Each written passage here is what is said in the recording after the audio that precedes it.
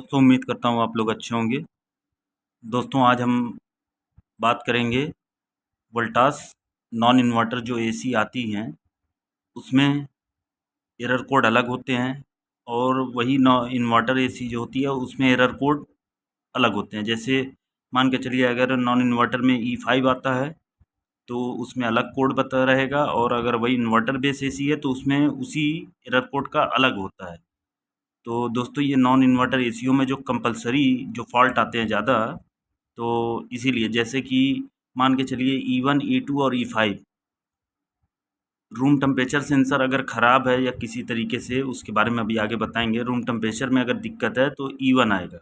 अगर coil temperature sensor जो होता है जो आपका इस तरीके का होता है, जो कॉइल में आप लगाते हैं जिसको आइस्टेल भी बोला जाता है, इसका भी वर्किंग अभी बताएंगे कि ये किस लिए लगाया जाता है। तो अगर वो ख़राब होगा नॉन इन्वर्टर में तो आपका E2 बताएगा, और अगर E5 बताता है तो इंडोर मोटर में फॉल्ट होगा, अभी उसके बारे में भी बताएंगे। तो दोस्तों चैनल को सब्सक्राइब कर लीजिए और बेल आइकन को प्रेस कर दीजिए। अगर आप चैनल को सब्सक्राइब करते हैं तो हौसला बनता है कुछ और अच्छा करने का। तो दोस्तों सबसे पहले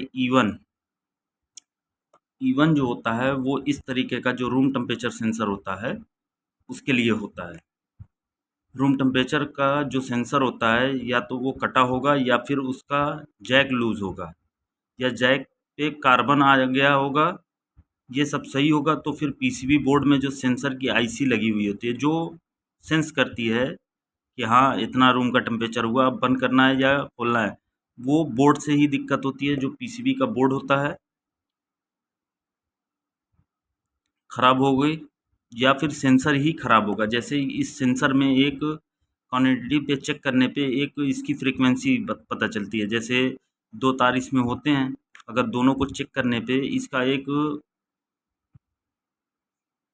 रेजिस्टेंस होता है, तो वो चेक करना रहता है। सब सेंसरों के अलग होते हैं, उस पे एक अलग वीडियो बना देंगे। E2 जो होता है E2 जो कोड होता है वो कॉइल सेंसर का होता है, जिसे आइस्टेल भी बोला जाता है।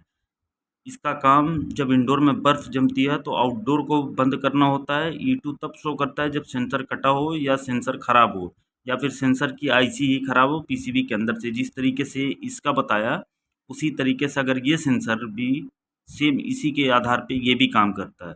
अगर सेम इस तरीके की दिक्कत अगर इस सेंसर के साथ भी है, जैक पे कार्बन है या कोई भी, तो भी ये शो करेगा।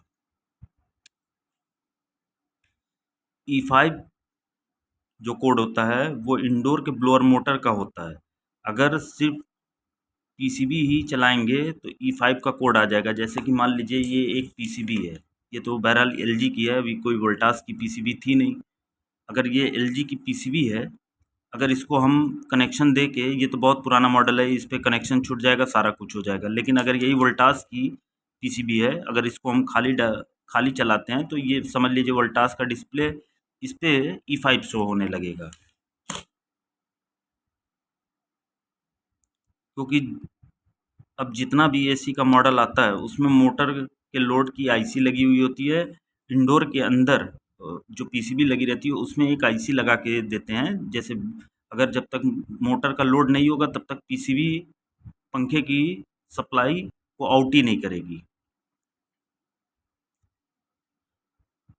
अगर पीसीबी में मोटर नहीं लगी है तो E5 शो करने लगेगा। मोटर ख़राब होगी तो भी E5 शो करेगा। अगर मोटर ही ख़राब है तो भी E5 शो करेगा।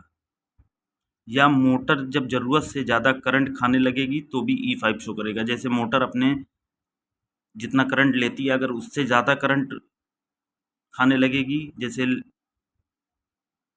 मान के चलिए अगर 0.23 एम्पियर भी अगर मोटर ले रही है, अगर उससे ज़्यादा 6-7 एम्पियर या 8 एम्पियर, पॉइंट पॉइंट 6-7-8 एम्पियर भी लेके चलती है तो उस टाइम में भी आपका ज़्यादा करंट जाएगा, तो उस टाइम में भी आपका क्या बोला जाता है E5 शो होगा। तो दोस्तों उम्मीद है आपको अच्छा लगा होगा, और अगर अच्छा लगा है तो दोस्तों मुस्कुरा दीजिए और चैनल को सब्सक्राइब कर दीजिए।